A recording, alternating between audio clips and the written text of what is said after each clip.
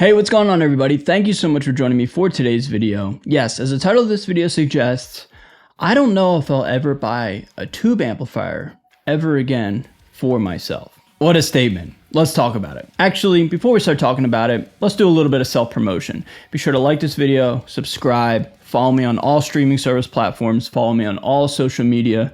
You won't be disappointed. My content's rad, my music's rad.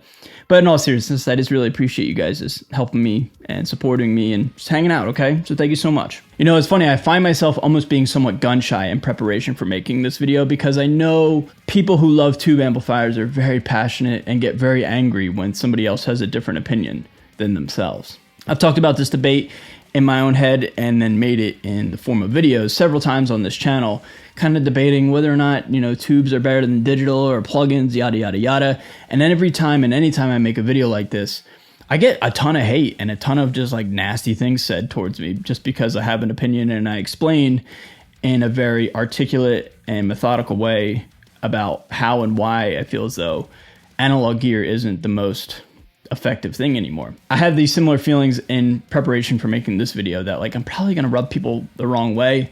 And I find that utterly fascinating, but I just have to be true to myself, be true to you guys, the audience, and just share my thoughts and my findings and my opinions about what is the most effective way for me to play guitar here in 2024. So I personally haven't bought a tube amplifier for myself since January of 2023. I bought a Marshall JVM used off of Reverb. That is almost 2 years ago now at the time of this video being uploaded. And in that 1.5 to 2 year time frame, I've only used 2 tube amplifiers on this channel. Marshall JVM, PRS MT100. And for those of you guys who've been following my channel relatively recently, have heard this several times, you guys have seen the trajectory and have heard me talk about the trajectory of my career path, where I'm headed, what I'm doing, and all that stuff, right? Meaning my profession is no longer just sitting at home and just playing guitar. So the way that my job title and my profession has changed has also altered and changed how I use gear and what types of gear I use when doing my literal job. I feel as though for me, modelers and plugins are the way to go. And I really don't know if I'll ever find a reason to buy a real deal, big giant tube amplifier rig. Everything that I personally need to create and to share my music, as well as travel and tour and play music to an audience, can all be found in plugins and in modelers. For example, anytime I create an original song and then I send it out to be mixed, I just use DIs. I use plugins and amp sims in my DAW, in my project, and then I just send the raw DI to wherever and whoever wants to mix it, as well as if I ever want to release a song on my own, I'm not reamping or anything like that. I'm just using some of the best plugins and modelers that I deem worthy of the tones that I'm looking for, and I release it out to the public.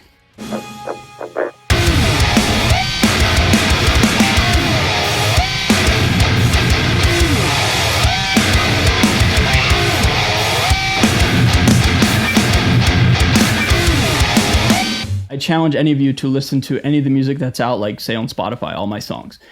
I know for a fact there's not one of you guys who can definitively determine which tones are tube amps and which tones are plugins. There are a mix and there are varieties and different, rigs used for my songs, but I guarantee you none of you, not one of you, can truly definitively tell me which ones are tube amps and which ones are amp sims and which ones are modelers. There's no way in hell you guys can tell me. And that is something that I've kind of found for myself. And then I've also seen a lot of my peers who create and who write and who do YouTube and or who tour and play. The tone difference isn't that much different, or it's not worth the price tag. Let's go down the rabbit hole. Let's play devil's advocate. The argument always is with tube amps and analog gear is that it sounds better than the digital age. Okay, I'm not here to necessarily debate that. In my opinion, I don't think it's that, different, but let's just say it is. Is it worth the price tag? That's a huge question everybody has to ask themselves. Let's go with like one of the new amps that have come out in the last year and a half. Let's go with the Mesa Boogie Mark 7, right? Expensive, very, very expensive amplifier head. The head itself, I don't know exactly the price off the top of my head, but I'm going to guess like on Sweetwater, it retails for like $2,700, $2,800, give or take. I'll put the listing up right here. Expensive. That right there, just the head alone, is more than, say, like the Quad Cortex or the Fender Tone Master Pro or any of the head rush stuff or any of the fractal stuff, generally speaking. we're right off the bat, we're already starting with a higher price tag. We can't even use the damn thing yet. Now let's get a cab. Let's throw another grand on that. Now let's add some effects. You know, like we're looking at close to like $4,000 if I had to guess, $3,500 to a $4,000 rig. Is that tone worth double the price tag of a modeler? Just the tone alone? I don't know. For me, no. But let's say it is. Okay, now is that price tag worth not being able to travel with that rig? I don't know. My point is, I can take my quad Cortex, that's literally ironically in a storage unit down in Nashville for when I go and fly in for my next tour.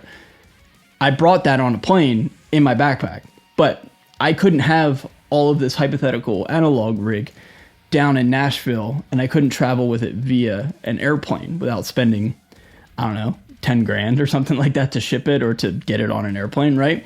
So you guys see what I'm trying to say here? Like, is it justifiable? Is it worth it? To some people, sure, I guarantee you it is. And for those of you who deem it worthy, that's amazing. That's so cool, and I'm so happy for you. Let's not get it twisted. I'm not here to bash nor criticize. I know there's like going to be a ton of people that criticize me and bash me, but I will never stoop to that level and give it back to anybody. But for me, that's just not worth it. That price tag, that inability to travel, the inability to have everything that I could ever want right here is way more important rather than just having a big giant massive wall of amps and cabs and pedals and all that stuff. It's just not worth it to me. Now take the next bullet point I'm about to say with a grain of salt, because I don't think you should ever really worry about what other people are doing too much. I think you should think for yourself and think critically and make up your own opinions and assumptions, which unfortunately not a lot of people do. But what I'm going to say is this: since I've been traveling, since I've been touring, since I've been doing a whole bunch of different endeavors that forced me to get out of my comfort zone and out of my house, I've only seen one artist, to the best of my knowledge, use tube amplifiers live. Now, I made a video several months ago. I don't even remember which one it was, but I remember somebody called me out in the comment sections, and I want to correct myself in that comment section. I said I never saw an artist use tube amplifiers. There is one that I did see, and so I want to change that. But with that being said, one out of dozens and dozens and dozens, and also two, I don't know if it's worth it to carry around two tube amplifiers, a main one and a backup, as well as the cabs and all that stuff and all the things that I just labeled out. So a lot of the working men and women in the industry don't really use tube amplifiers from my own personal experience. Now, I am a small sample size, but I do like to keep somewhat of an open eye and keep my finger on the pulse of what people are using, just because I'm curious and it's just fun to learn about other stuff and what other people are doing. All the acts that I've seen have been using fractals, Kempers, and quad Cortexes, generally speaking. Another thing too I find interesting is the market itself. I started doing YouTube about 7 years ago now, and at that time, that was like at the boom of the mini amp head craze, and that was such a fun time to be a guitar player because you could get like, you know, your 6505 minis, your MT15 minis, your EVH minis, and all that stuff, and you could get those tones in a somewhat affordable, smaller package. They didn't sound as good as the big boys per se, but it was cool. It was a fun time. Now here in 2024, to the best of my knowledge, there really hasn't been that many new amplifiers or amplifiers that have really just like changed the game or had people drooling over like the tones and the features and all that type of stuff. Off the top of my head, what are some of the main amplifier heads that have come out in the last 2 or 3 years? MT100, which was a pretty big deal. Mark 7 Mesa Boogie, EVH Iconic EL34 that just came out. The Super Kraken, I think maybe an Angle. And I think that's pretty much it to the best of my knowledge. Now, that's a decent amount, 6 amplifiers off the top of my head. But again, think about all the other gear that has come out that has really changed the game and have got people's interest and have really sparked people's joy for wanting to buy stuff, right? I mean, all the plugins, that's like 30 right there, 30 amp sims, quad Cortex, the AXFX 3, which is now several years old now, but put that in there, I guess, sure. Some of the Kemper modeler and stages and stuff like that. Let's put in the Tonemaster Pro, the Headrush Core. My point is like the digital stuff seems to just be coming out more and more and more, and in my opinion, it's getting people more and more interested in wanting to use and create with those products versus a tube amplifier head. Again, that's my opinion. That's my own sample size. That's my own hypothesis. Take it with a grain of salt, but that's just my opinion and what I'm kind of noticing and feeling in the guitar community market. Because, like I said, I kind of have my finger on the pulse relatively well because I've been doing this for such a long time, and I like to think I'm relatively knowledgeable in like the trends and stuff like that. So again, it just seems like the digital stuff is just way more excitement inducing for the consumer rather than tube amplifier heads. But again, take everything I say with a grain of salt, because you should think for yourself and you should not do what other people are doing just because it's popular. Think for yourself. And now again, kind of circling back to the beginning of this video, being a little gun shy and a little wary of making this video because I know it'll rub people the wrong way. And I really wish that wasn't the case. I really wish we as a community of musicians and creators and guitar players would focus more on supporting each other and or checking out other people's music and or being interested in songs rather than like the gear people are using and then hating what other people do. I find that so fascinating and I find it very disappointing. I think the bigger picture is like, what do you create? Who cares how you get there? But what do you make? What do you create? But a lot of people's attention just seems to be focused on hating on like where the other people's tone comes from and like arguing about it in the comment section. I find that fascinating and somewhat disappointing, but it is what it is. But yeah, everybody, to make my final statement here, I really don't know why I would ever buy a tube amplifier. Like there's nothing really that gets me interested, excited. There's not some sort of feature that is lacking in a model that I wish a tube amplifier had, or you know, whatever I'm trying to say here. Like there's nothing lacking with modelers. I have everything I ever wanted, as well as plugins and amp sims, to where like I don't know if it's worth it for me to spend over twice the amount for like a rig when I can have everything I want in a modeler for half the price, or an amp sim for like what, like a tenth, a 15th of the price. Because again, whenever I create my own stuff and I share it to the world on any sort of streaming platform, you know, it's about the song. It's not about the tone. But yeah, everybody, I would love to hear from you down below in the comment section.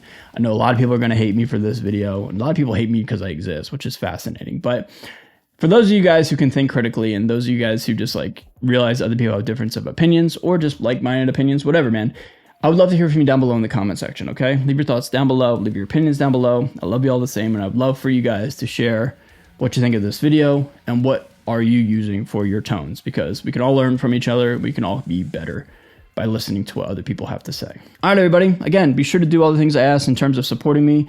Follow me on any sort of Spotify, Apple Music, iTunes, any of that stuff. Subscribe to the channel, like this video, and leave a comment, okay? That being said, thank you so much for watching, and I'll see you guys next time. Later.